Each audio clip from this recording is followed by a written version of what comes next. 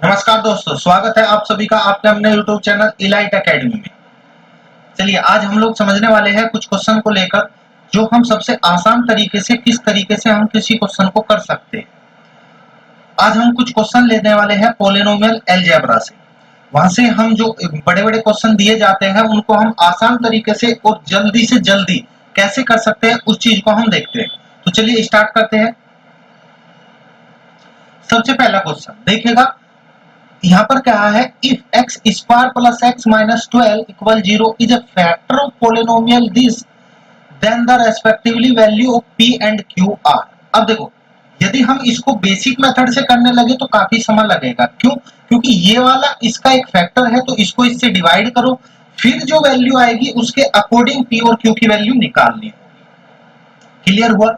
लेकिन दूसरे तरीके से हम कैसे समझेंगे, कैसे हम ट्रिक से इसको कंसेप्ट को आंसर को पकड़ेंगे, समझिएगा। यहाँ पर देखिएगा, देखो ये जो पोलिनोमियल है, क्या polynomial, x square plus X minus 12 equal 0, ये जो पोलिनोमियल है वो इसका एक फैक्टर है।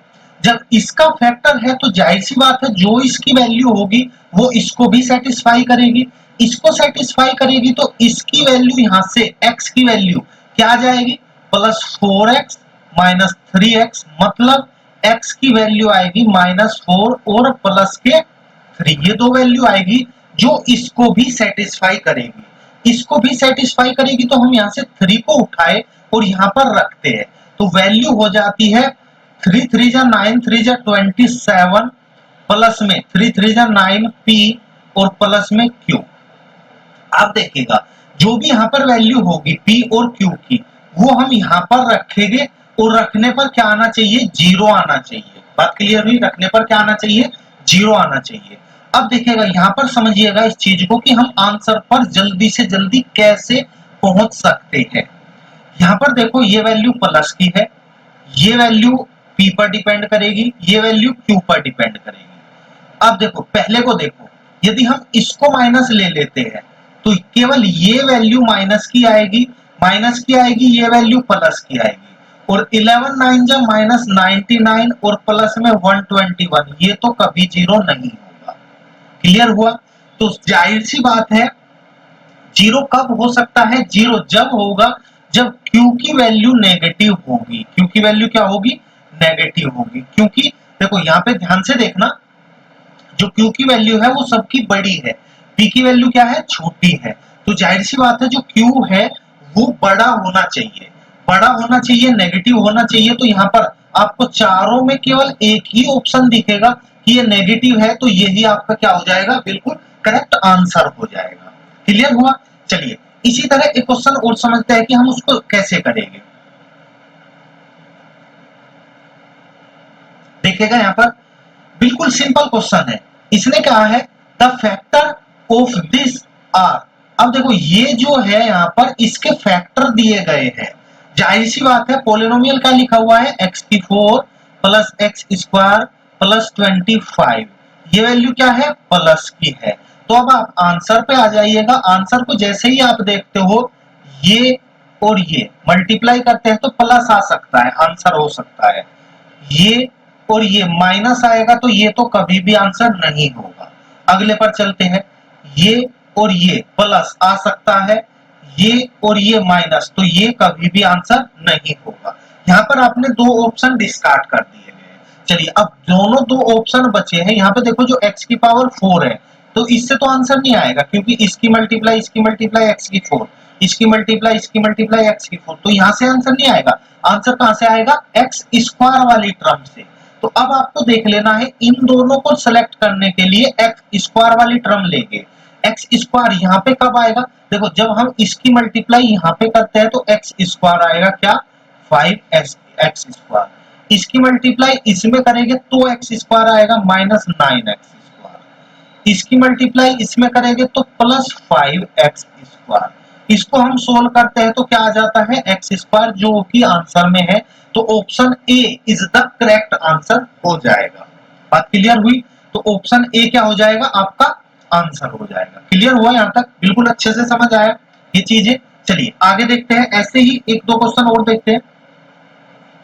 इसको देखिएगा, देखो वैसे यदि हम सोल्व करने लगे तो बहुत लंबा क्वेश्चन बैठ जाता है। इसको ही देखिएगा, यदि हम इस इक्वेशन को सोल्व करें, क्या 15x स्क्वायर प्लस में 68x प्लस 77 इक्वल 0, पहला कि हम इसको सोल्व करें, x की वैल्यू फाइंड करें, आंसर आ जाएगा।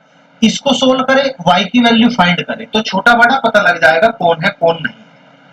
लेकिन यदि हम थोड़ा सा यहाँ पर सोचे, कैसे, देखो ये जो इक्वेशन है और ये जो इक्वेशन है, इसमें आप ध्यान दीजिएगा, यहाँ पर 15 से मल्टीप्लाई है, यहाँ पर 3 से मल्टीप्लाई है, यहाँ पर 68 से मल्टीप्लाई है, यहाँ पर 29 से मल्टीप्लाई है। तो यदि हम नॉर्मली से सोचे तो यहाँ पर x की वैल्यू छोटी होनी चाहिए, किससे, y से।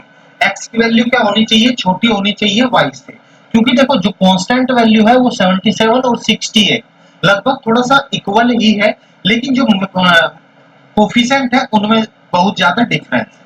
देखो यहाँ पर थोड़ा सा समझने की जरूरत है, इसको ध्यान से समझिएगा। लेकिन देखो यहाँ पर प्लस है, यहाँ पर भी प्लस है, जब हमें इसको जीरो बनाना है तो x की वैल्यू भी नेगेटिव होनी चाहिए, y की वैल्यू भी नेगेटिव होनी चाहिए। और नॉर्मली सी यदि x बहुत छोटा है y से और वैल्यू को हम पॉजिटिव से नेगेटिव कर देते हैं तो x की वैल्यू बड़ी हो जाती है, किससे, y से। जैसे ही x की वैल्यू बड़ी हो गई y से तो आपका answer is a is A correct answer. क्यों, क्योंकि हमें नेगेटिव लेना पड़ेगा, और नेगेटिव जैसे ही लेंगे तो जो छोटी वैल्यू होती है वो बड़ी हो जाती है और जो बड़ी वैल्यू होती है वो छोटी हो जाती है। चलिए इसी तरीके से एक क्वेश्चन और देखते हैं, इसको देखिएगा, बिल्कुल आराम से समझिएगा। इसमें क्या दिया है, देखो यहाँ पर देखो, ये इसके इक्वल दिया, ये वैल्यू इसके इक्वल दी है और बाद में ये वैल्यू इसके इक्वल दी है।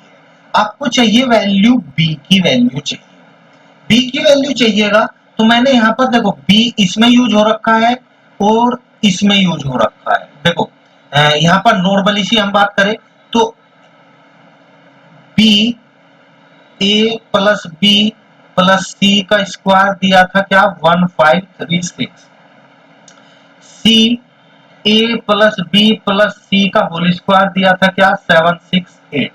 क्लियर, ध्यान से समझना, आराम से, बिल्कुल बिल्कुल आराम से समझाएंगे। अब देखो मैंने इन दोनों को डिवाइड कर दिया, इन दोनों को डिवाइड करेंगे तो यहाँ पे कुछ रेशो निकल के आएगा, क्योंकि ये कैंसिल हो जाएगा, b रेशो c निकल के आएगा। अब यदि मैं इसमें 2 से मल्टीप्लाई करूं तो ऊपर पहुंच जाएगा, यानी कि 2 रेशो 1 रेशो निकल के आ गया। ए बी और सी का रेशो हम मान लेते हैं 2 और 1। यदि मैं 2 और 1 रेशो मानता हूं तो यहाँ पर यदि हम 2 और 1 रखेंगे तो ये काफी बड़े बड़े नंबर है, इतने आसानी से आंसर नहीं आएगा, नहीं आएगा। तो दूसरी चीज हम क्या कह सकते हैं, b की वैल्यू पूछी थी, यदि हम डायरेक्ट कहे तो b की वैल्यू 2 यहाँ पर आंसर नहीं है, 2 आंसर नहीं है तो 2 का मल्टीपल ही होगा। देखो b का रेशो 2 आ रहा है तो सीधी सी बात है इसका मल्टीपल ही कोई आंसर होगा, मल्टीपल आंसर होगा तो 7 और 9 कट गया, बचा क्या, 16 और 6। यदि मैं यहाँ पर 6 आंसर बनाना चाहूं तो b और c की वैल्यू 6 मैंने ऊपर करना चाहा तो नीचे क्या हो जाएगा, 3। और जैसे ही इस 3 की वैल्यू यहाँ पर रखी जाती है, कहां पर रखी जाती है, इस वाले पोर्शन में, इस वाले पोर्शन में, ध्यान से समझिएगा। जैसे मैंने 3 रखा तो क्या आएगा, a plus B plus c का होल स्क्वायर और इक्वल में 768।